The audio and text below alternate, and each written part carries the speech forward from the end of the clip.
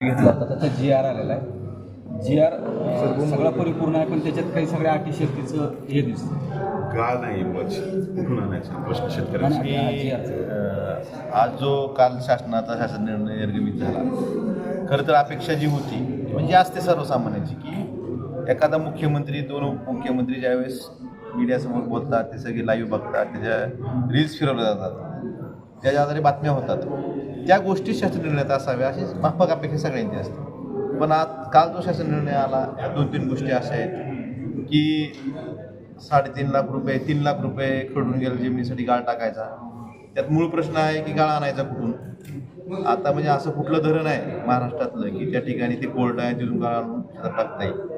बरं, ह्या 3 लाखात कुशल किती, अकुशल किती मनुष्य दिवसात हे काम पूर्ण करायचं, याबाबत आज काल जो GR आला त्यात सांगितले की रोजगार हमी विभागामार्फत ह्याच्या स्वतंत्रपणे सूचना निर्गमित करण्यात येतील.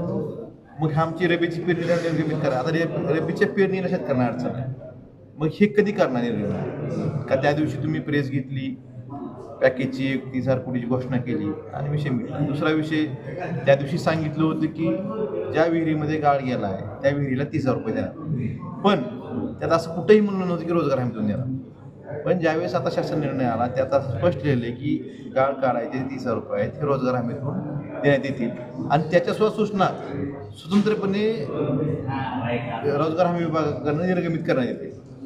हे 2 विषय झाले. तिसरा विषय सांगितला गेला की ज्यांचं पशुधनाचं नुकसान झालं आहे, जे 3 पशुधनाची अट होती, ती 3 पशुधनाची अट आम्ही ठेवणार नाही, ती शिथिल करण्यात येईल आणि जेवढं नुकसान झालं त्याप्रमाणे देऊ असं घोषणा केली होती.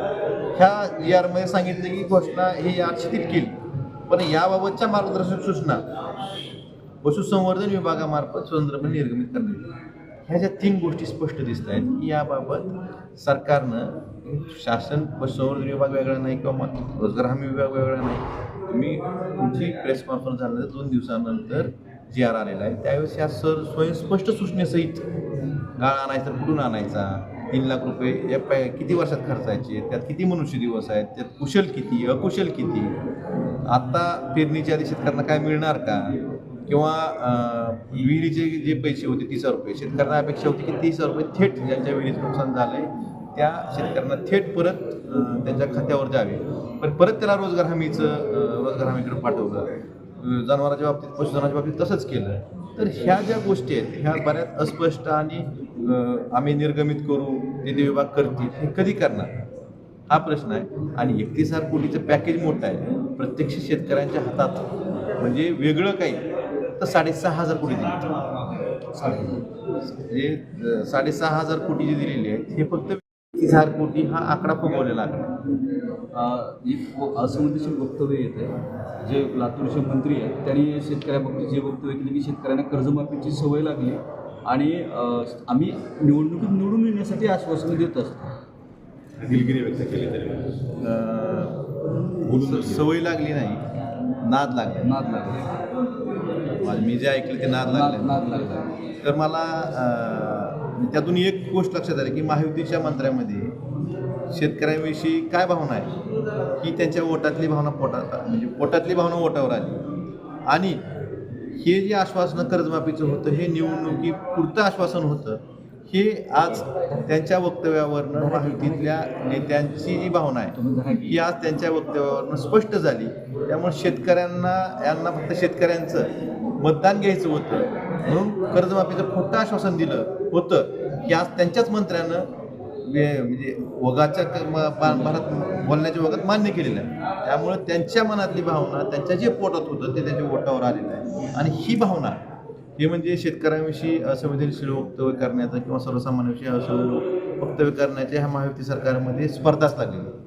या स्पर्धेत अजून एक मंत्री सहभागी झाले आणि खरं तर दुर्दैवाची गोष्ट आहे, शेतकरी आता एवढा मोठा पिसलेला आहे, पूर्णचा उद्ध्वस्त झालेला आहे. अशा वेळेस लांबच, पण तुम्ही शेतकऱ्यांना नाद लागलाय कर्जमाफीचा, हे जे वक्तव्य आहे हे खूप म्हणजे वेदनादायक आहे.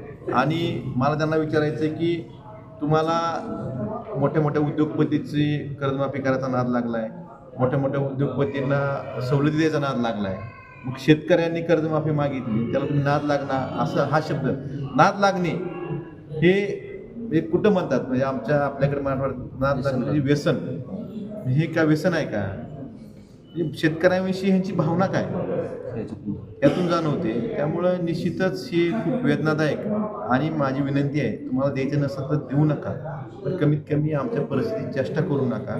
आमच्या परिस्थितीला तुम्ही व्यसनाकर म्हणजे आमची परिस्थिती म्हणून एखाद्या परिस्थिती आमची शेतकरी परिस्थितीमुळे जर कर्जमाफी मागत असेल ते पण तुम्ही आश्वासन दिलं होतं, त्याला तुम्ही व्यसनाचं स्वरूप देऊ नका, आमचं व्यसन आहे असं समजू नका, एवढीच विनंती मला करायची.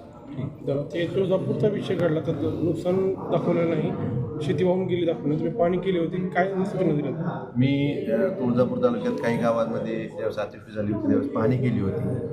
आज ज्यावेळेस आम्ही आढावा घेताना असं लक्षात आलं की त्या ठिकाणी खडून गेलेली 1 गुंठाही जमीन दाखवलेली नाही, पण बऱ्याच ठिकाणी ज्या ठिकाणी पुलावरनं पाणी होतं, रस्ते बंद होते, पुलावरनं पाणी रस्ते बंद होते तर बाजू तसे तुम्ही पाणी गेलंच असेल ना, हे साहजिक आणि मीही पाहिलं होतं. पण तहसीलदारांच्या अहवालात तसं कुठंच नव्हतं. त्यामुळे त्यांना आठवण करून दिली, काही स्पॉट्स गावचं सांगितली, शेतकऱ्यांची नावं सांगितली किंवा ह्या शेतकऱ्याचं त्या